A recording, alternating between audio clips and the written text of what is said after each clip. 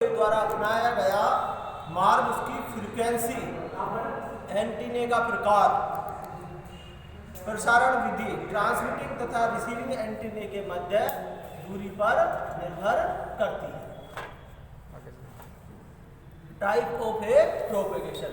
Propagation कितने प्रकार के होते हैं कि ट्रांसमिटिंग एंटीने से जो इलेक्ट्रोमैग्नेटिक वेव्स, ट्रांसमिटिंग एंटीने से जो इलेक्ट्रोमैग्नेटिक वेव्स ट्रांसमिट होती है और रिसीविंग स्टेशन तक पहुंचती है, तो वो किस किस माध्यम के द्वारा पहुंचती है या किस वेव माध्यम के द्वारा पहुंचती है, उसे हम बोलते हैं टाइप ऑफ प्रोपेगेशन। तो इसमें देखिए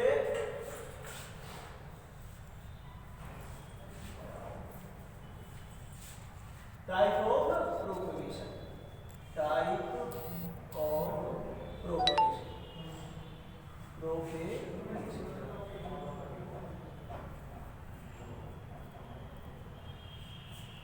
सबसे पहले है ग्राउंड वेव,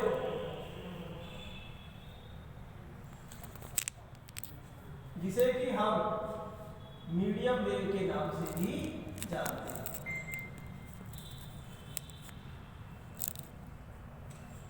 नंबर दूसरा आपके है स्पेस वेव या direct wave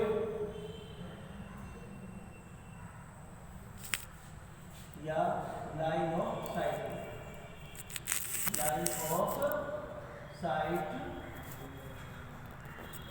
LOS।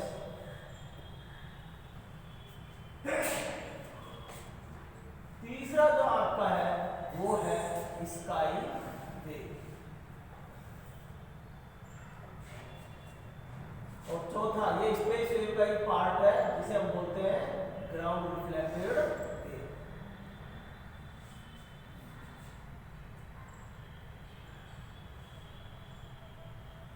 Ground reflected. तो ये चार प्रकार की जो प्रोपेगेशन होता है इलेक्ट्रोमैग्नेटिक वेव्स का रिसीविंग स्टेशन तक, ये जो वेव्स है इनके द्वारा होगा। ग्राउंड वेव बोल दीजिए या मीडियम वेव्स बोल दो, दूसरा स्पेस वेव बोल दीजिए, या आप कह सकते हो डायरेक्ट वेव या लाइन ऑफ साइट वेव, इसको line of line of site, इसे LOS पे भी जाना जाता है। नंबर 3 है स्काई वेव। स्काई वेव को हम शॉर्ट वेव भी कहते हैं, स्काई वेव को हम शॉर्ट वेव भी कहते हैं। नंबर 4 है ग्राउंड रिफ्लेक्टेड वेव्स। अब एक एक के बारे में डिस्कस करेंगे।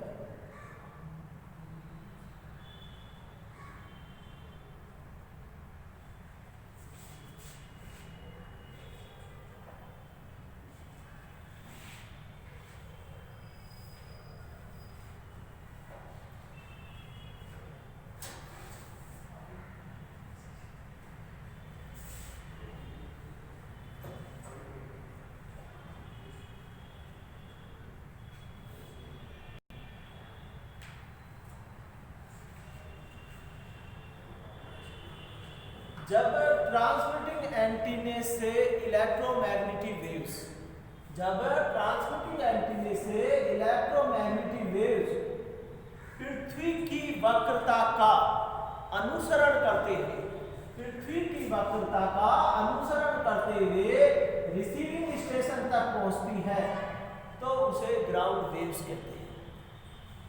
दोबारा से रिपीट कर रहा हूं कि जब ट्रांसमिटिंग एंटीने से इलेक्ट्रोमैग्नेटिक वेव्स ट्रांसमिट होकर रिसीविंग स्टेशन तक पृथ्वी की वक्रता का अनुसरण करते हुए पहुंचती है, तो उसे ग्राउंड वेव्स कहते हैं।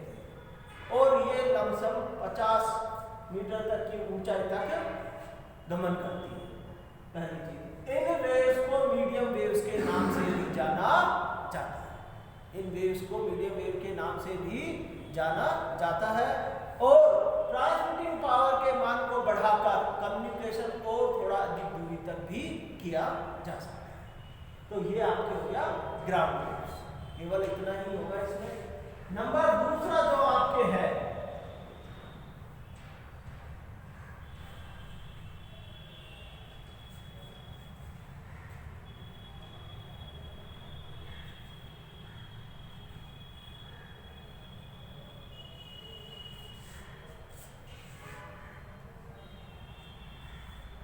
नंबर जो हमारे दूसरा है वो है space wave, space wave oblique direct wave, direct wave, या आप इसको बोल सकते हो line of site wave, line of site wave.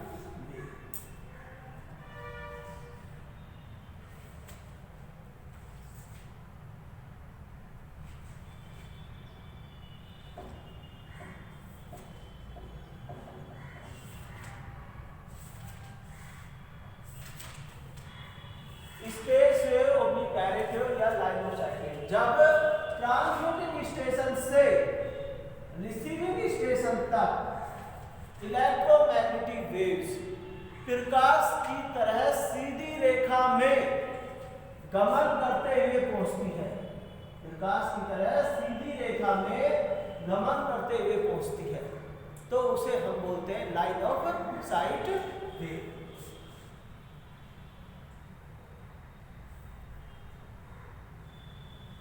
Suppose कीजिए, सबसे पहले हमें ये समझना है कि लाइन ऑफ साइट वेव क्या है। तो मान लीजिए मैं खड़ा हुआ हूँ, तो मेरा जो एरिया में देख पा रहा हूँ वो लाइन ऑफ साइट वेव है। इसी प्रकार से जो इलेक्ट्रोमैग्नेटिक वेव्स, जहाँ हमने एंटीना लगा दिया, एंटीना लगाने के पश्चात में जो उसका सीधी रेखा में गमन करते हुए जो पहुंचेगी वो आपके लाइन ऑफ साइट वेव कहते हैं। और लाइन ऑफ साइट वेव को हम LOS भी कहते हैं, LOS, इसलिए इसे हम LOS कहते हैं, और डायरेक्ट वेव के नाम से भी जाना जाता है। स्पेस वेव या डायरेक्ट वेव के द्वारा हम VHF कम्युनिकेशन कराते हैं, VHF कम्युनिकेशन कराते हैं। हमारा जो पुलिस वायरलेस में VHF और कुछ UHF का पार्ट भी है जो हम इसमें कम्युनिकेशन कराते हैं। तो ये आपके VHF कम्युनिकेशन हो गया। जब इन इलेक्ट्रोमैग्नेटिक वेव्स के मार्ग में, जब इन इलेक्ट्रोमैग्नेटिक वेव्स के मार्ग में कोई हरे जंगल या ऊंची इमारतें या कोई पहाड़ आ जाते हैं, तो ये अपने मार्ग से या तो विचलित हो जाती है या फिर उनका अवशोषण हो जाता है, या तो ये अपने मार्ग से जो होंगी विचलित हो जाएगी या फिर उनका क्या होगा, अवशोषण हो जाएगा। और एक और कि इलेक्ट्रोमैग्नेटिक वेव्स का जो डेजर्ट है वहाँ पे क्या है, ज़्यादा ह्रास होता है, जबकि समुद्री तल पे ये सबसे ज़्यादा कम होता है, मतलब सीधे। ये हो गया आपके स्पेस वेव या direct wave. Number 3,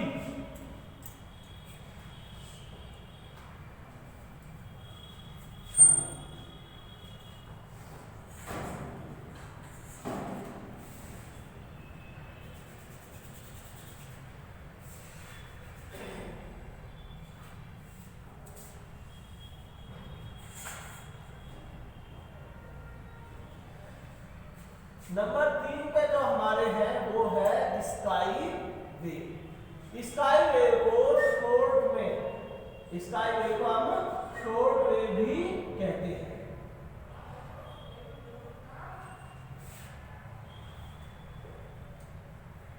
sky wave को हम शॉर्ट वेव भी कहते हैं।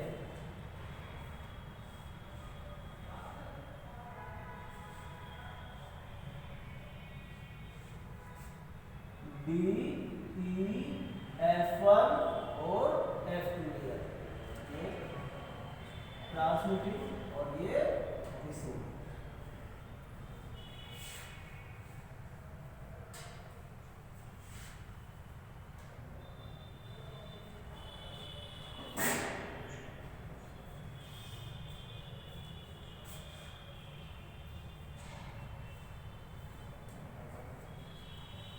तो स्काई वेव को समझने के लिए सबसे पहले हम हमारे वायुमंडल के बारे में समझेंगे, एटमॉस्फेयर के बारे में, कि जब सूर्य उदय होता है, जब ये हम सभी जानते हैं कि पृथ्वी के चारों ओर एक वायु का आवरण है जिसे हम वायुमंडल कहते हैं।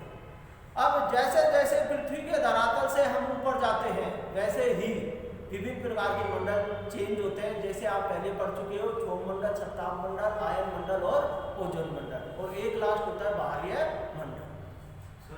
तो जब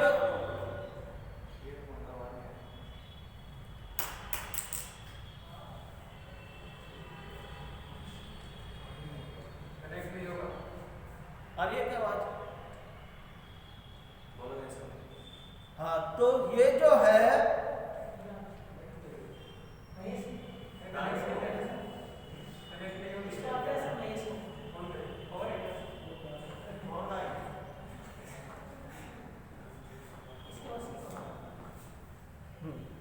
तो पृथ्वी से जैसे जैसे ऊंचाई जाते हैं तो विभिन्न प्रकार के मंडल चेंज होंगे। जैसे सबसे पहले क्षोभ मंडल, फिर संताप मंडल, फिर आपके ओजोन और फिर आयन और फिर बाहरी मंडल। तो जैसे ही सूर्य उदय होता है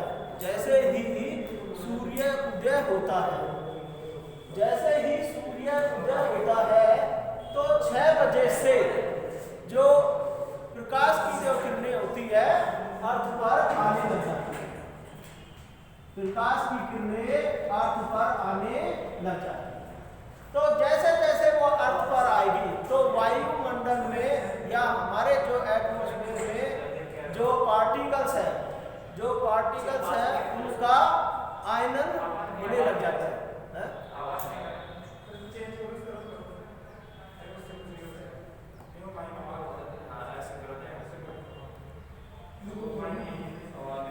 उससे क्या होगा कि आयनन होने लग जाता है।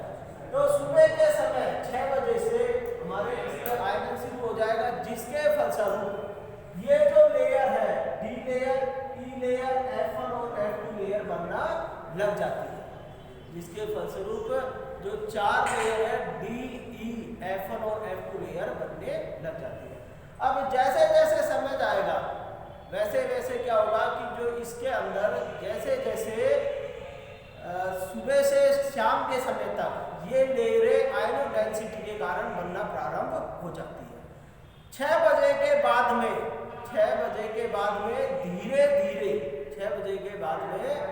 धीरे धीरे पुनः आयन की डेंसिटी नीचे की ओर जो है इनका आयनन कम होने लग जाता है। इसलिए ये जो लेयर है डी लेयर और ई लेयर ये लुप्त हो जाते हैं। डी लेयर और ई लेयर है जो लुप्त हो जाती है।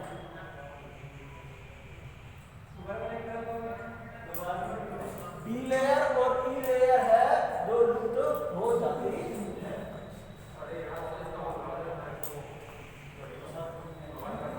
तो स्काई वेव को हमें समझना है। स्काई वेव को हमें समझना है।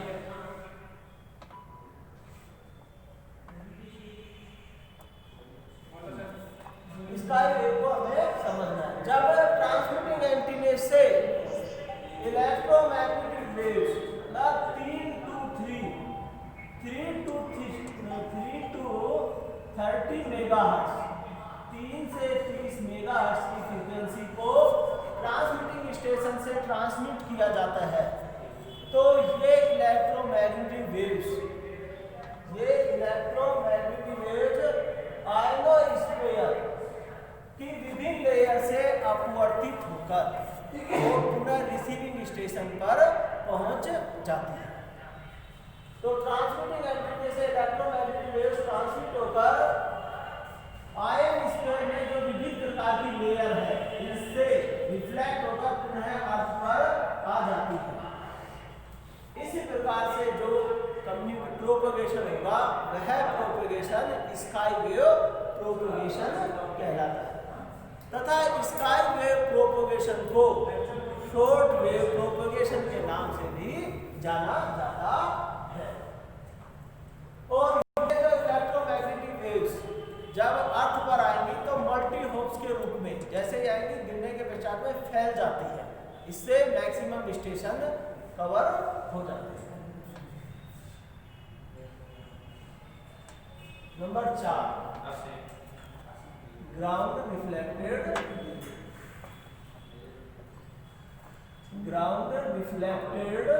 वेव।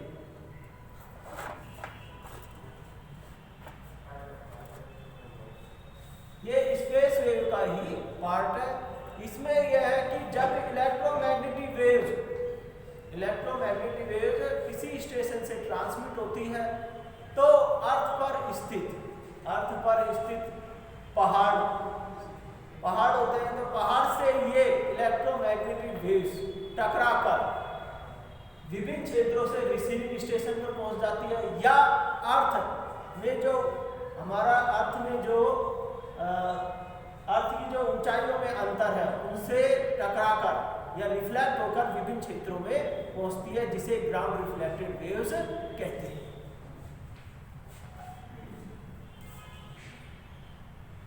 तो ये आपके वेव प्रोपेगेशन की 4 विधियां आपको बताई है, जिसमें सबसे पहले बताया ग्राउंड वेव्स, दूसरा स्पेस वेव, तीसरा जो हमारा है स्काई वेव और चौथा था ग्राउंड रिफ्लेक्टेड वेव्स। अब स्काई वेव के अंदर कुछ विभिन्न प्रकार की मुख्य डेफिनेशन हैं जिनको हम पढ़ेंगे। सबसे पहले है स्कीप डिस्टेंस।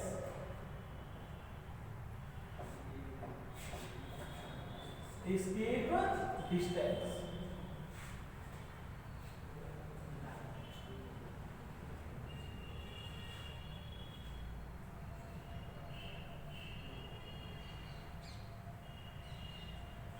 ट्रांसमिटिंग स्टेशन से जब 3 to 30 मेगाहर्ट्ज की फ्रीक्वेंसी को या HF वेव्स को आइथर स्क्वायर में ट्रांसमिट किया जाता है, तो ये इलेक्ट्रोमैग्नेटिक वेव्स विभिन्न परतों से अपवर्तित होकर अर्थ पर स्थित रिसीविंग स्टेशनों पर पहुंचती है।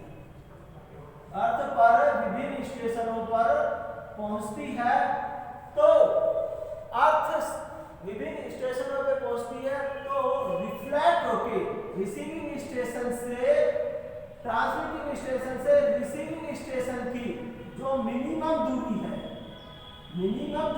है, उसे हम बोलते हैं स्कीप डिस्टेंस। जो मिनिमम डिस्टेंस है उसको बोलेंगे स्कीप डिस्टेंस। दोबारा से रिपीट कर देता हूं, जब ट्रांसमिटिंग स्टेशन से 3 से 30 मेगाहर्ट्ज या शॉर्ट वेव तरंगों को प्रसारित किया जाता है, तो ये तरंगे आयनोस्फीयर की विभिन्न परतों से अपवर्तित होकर अर्थ पर पहुंचती है। तो ट्रांसमिटिंग स्टेशन से रिसीविंग स्टेशन के वह मिनिमम दूरी होती है, उसको स्कीप डिस्टेंस कहते हैं। यह आपको हो गया स्कीप डिस्टेंस।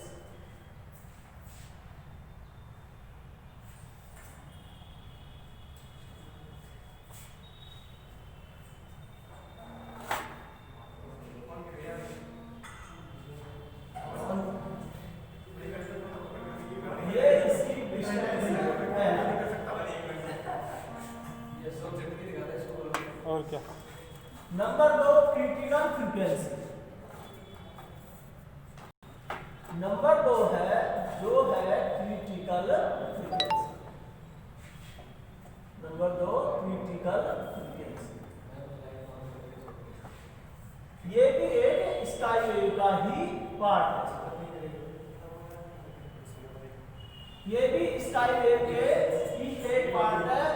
जब ट्रांसमिटिंग स्टेशन से इलेक्ट्रोमैग्नेटिक वेव्स इंसिडेंट एंगल से ट्रांसमिट की जाती है और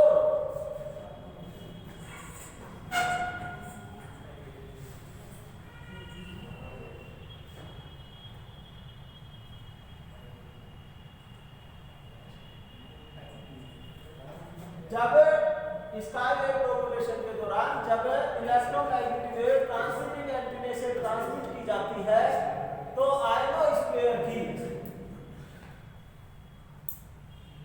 देखिए समझिए क्रिटिकल फ्रीक्वेंसी क्या है। क्रिटिकल फ्रीक्वेंसी ट्रांसमिटिंग स्टेशन से जब इलेक्ट्रोमैग्नेटिक वेव्स ट्रांसमिट की जाती है एक निश्चित इंसिडेंट एंगल से रिफ्लेक्ट होकर पृथ्वी पर आ जाए, और उस एंगल से मान लीजिए अगर ज्यादा मान की फ्रीक्वेंसी है वो आयोनोस्फीयर को पार कर जाती है तो उसे हम क्रिटिकल फ्रीक्वेंसी कहते हैं। और प्रत्येक लेयर की स्वयं की एक क्रिटिकल फ्रीक्वेंसी होती है। क्रिटिकल फ्रीक्वेंसी को हम fc से डिनोट करते हैं। fc बराबर होता है 9√n और max क्या है? Maximum electron density.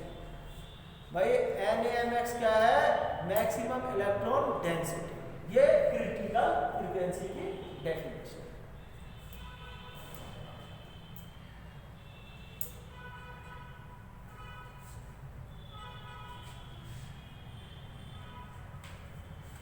इसके पश्चात में आते हैं maximum usable frequency MUF। Maximum usable frequency वह फ्रीक्वेंसी है जो किसी निश्चित दूरी के लिए ट्रांसमिटिंग स्टेशन से ट्रांसमिट की जाती है। अर्थात अर्थ पर स्थित दो स्टेशनों के मध्य में कम्युनिकेशन स्थापित कर देती है, उसे मैक्सिमम यूजेबल फ्रीक्वेंसी कहते हैं। MUF बराबर होता है FC cos थीटा, या हम लिख सकते हैं FC sec थीटा, या हम इसको लिख सकते हैं FC sec थीटा। और ये जो सूत्र है FC sec थीटा है, इसी को ही हम बोलते हैं सीकेंट लॉ। इसी को हम बोलते हैं सीकेंट लॉ।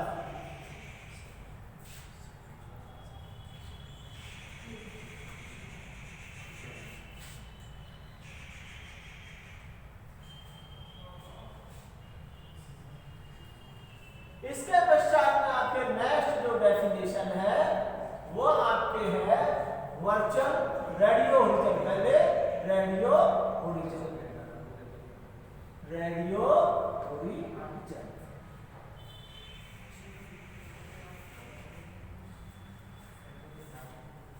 ट्रांसमिटिंग एंटीना से रिसीविंग स्टेशन के बीच की वह मैक्सिमम दूरी है। ट्रांसमिटिंग एंटीना से रिसीविंग स्टेशन के बीच की वह मैक्सिमम दूरी है जहां तक आपका रिसेप्शन संभव हो जाए। ट्रांसमिटिंग एंटीना से रिसीविंग स्टेशन के बीच की वह मैक्सिमम दूरी है जहां तक रिसेप्शन संभव हो जाए। तो सपोज ये है आपके, तो ये पॉइंट यहाँ आ गया, तो इसके बाद पृथ्वी कर्वेचर इसके बाधा करती है, तो ये जो मैक्सिमम दूरी है ये आपके क्या हो जाएगी? रेडियो ओरिजिन हो जाएगी। तो दोबारा से बता देता हूँ आपको, ट्रांसमिटिंग स्टेशन व रिसीविंग स्टेशन के बीच की वह मैक्सिमम दूरी है जहां पर कि आपका कम्युनिकेशन संभव स्थापित हो जाए। और रेडियो ओरिजिन का मान ट्रांसमिटिंग व रिसीविंग स्टेशन की ऊंचाई पर निर्भर करता है। ये इसका सूत्र एक है सिंपल सा, dt बराबर 4ht प्लस 4√HR, जहां पर ht है ट्रांसमिटिंग एंटीना की हाइट और HR है रिसीविंग स्टेशन की, रिसीविंग स्टेशन पे लगे हुए एंटीना की हाइट। तो रेडियो ओरिजिन।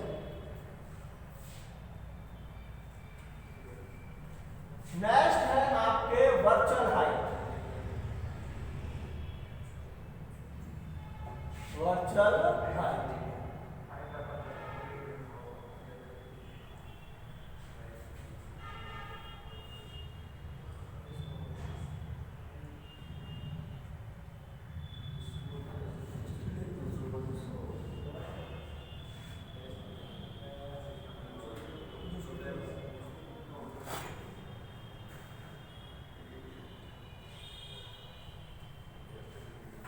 जब हम स्काई वेव के दौरान जब ट्रांसमिटिंग स्टेशन से इलेक्ट्रोमैग्नेटिक वेव्स को ट्रांसमिट किया जाता है तो आयोनोस्फीयर की विभिन्न परतों से रिफ्लेक्ट होकर वापस अर्थ पर आती है।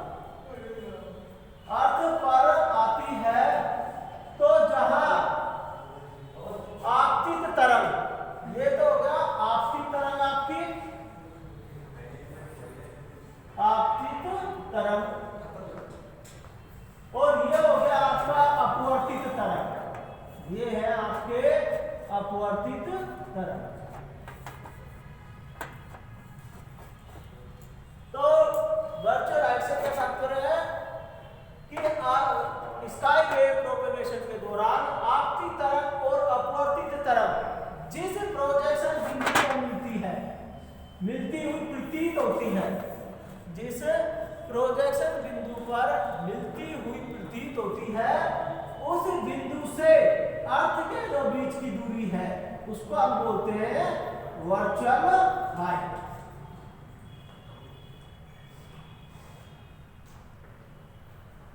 दोबारा से आप समझिए, वर्चुअल का मतलब होता है आभासी। पहली बात तो समझिए, वर्चुअल का मतलब है आभासी। तो ट्रांसमिटिंग स्टेशन और ये रिसीविंग स्टेशन, तो ट्रांसमिटिंग स्टेशन से जब स्काई वेव को ट्रांसमिट किया तो ये आयनोस्फीयर में गई, तो ये आपके आपतित तरंग, और यहाँ से अपवर्तित हो रही है तो ये अपवर्तित तरंग होगी। अब इन दोनों को मिलाने के पश्चात में आभासी मतलब वर्चुअल आपतित तरंग और अपवर्तित तरंग का जब प्रोजेक्शन बिंदु मिलेगा, प्रोजेक्शन बिंदु जहां मिलेगा उस बिंदु से और अर्थ के जो बीच की दूरी है, अर्थ के जो बीच की दूरी है, ये क्या कहलाएगी आपके वर्चुअल हाइट। क्यों?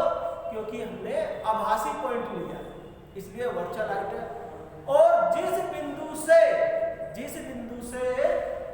वास्तव में, जिस बिंदु से, इसके पश्चात में जिस बिंदु से वास्तव में अपवर्तित हो रही है, जिस बिंदु से लास्ट जो मैक्सिमम पॉइंट है अपवर्तित हो रही है, तो उस बिंदु से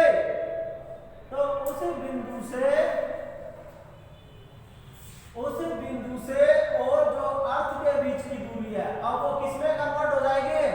अपने एक्चुअल हाइट। क्यों? क्योंकि वो वास्तव में वहां से आ रही है। उसको हम क्या बोलेंगे?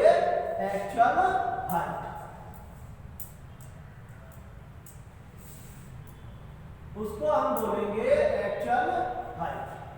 दोबारा से बता देता हूं कि भाई जब आपकी इलेक्ट्रोमैग्नेटिक वेव्स अपवर्तित हो रही है, उस बिंदु से अर्थ के जो बीच की दूरी है उसको हम बोलेंगे actual height.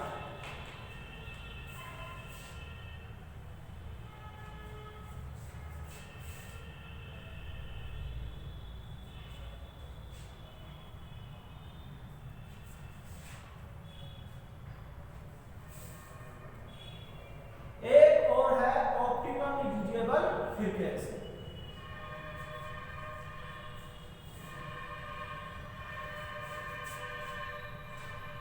Optimum usable frequency. Optimum usable frequency MUF का ही एक पार्ट है। केवल इसमें यह है कि ये मान लीजिए आपने दो स्टेशनों के बीच में महीने भर आपने कम्युनिकेशन कराया, तो उसमें जो 27 दिन है, 27 दिन अगर आपका किसी इंडिविजुअल फ्रीक्वेंसी पे कम्युनिकेशन हो रहा है बिना हमारे वातावरणीय प्रभाव से अफेक्टेड, तो वो जो फ्रीक्वेंसी कहलाएगी उसे ही हम क्या बोलेंगे? Optimum usable frequency. और इसका मान MUF फ्रीक्वेंसी से 15% कम होता है। तो ऑप्टिमम यूजेबल फ्रीक्वेंसी OUP बराबर 85 MUF।